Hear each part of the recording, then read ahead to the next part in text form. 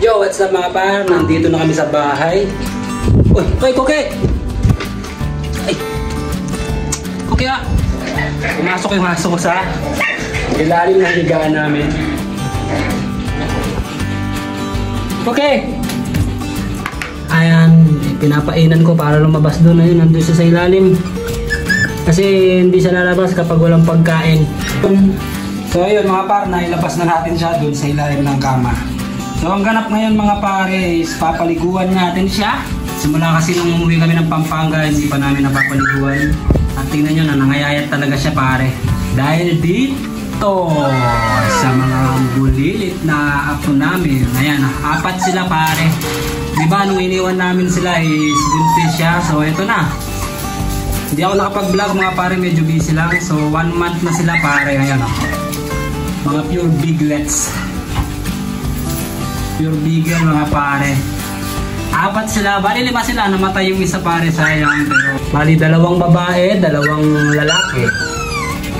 Kasama silang papaliguan ngayon mga pare. Alright, so game na!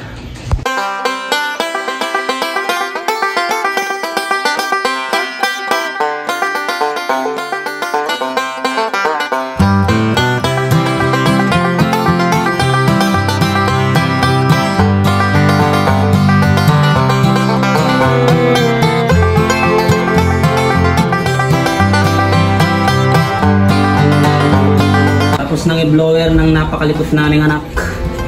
At syempre dahil pumayag isang maligo, ibigyan natin siya ng treats. Meron siyang treats dito. Yun. Ayun na. Yuhuu. Wait lang. Ito yung treats niya. Naghihintay na siya. Itza. Wait. Sit. Alright. Ano ah? Koke, no? Koke! Tingin sa akin. Koke! No. Koke, tingin! Koke! Tingin! No ha? Koke! Tingin sa akin. Wag mo muna kakainin. Pag sinabi kong go, hindi mo kainin. Koke! No. Tingin! Tingin kay Papa. Very good yung anak ko. Alright, go! Okay. Next na yung mga bulinggit. Alright, sino kaya ang uunahin natin? Sino ang mapalad na mauunang maligo? Okay, sino gustong maligo una? O yun, si Green. May mga color kasi sila pare para makilala namin sila kung sino sila.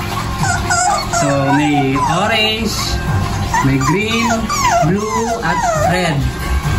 So, unahin natin. Sige, si Red na muna. Antok na eh. Tara, Red. Yeah, let's go. Mamaya kayo. Diyan muna kayo.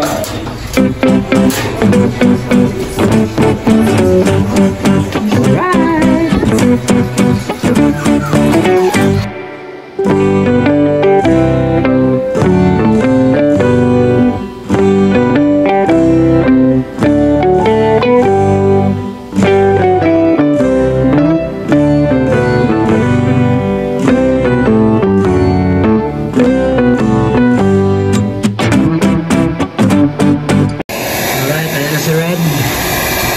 Natuyo na.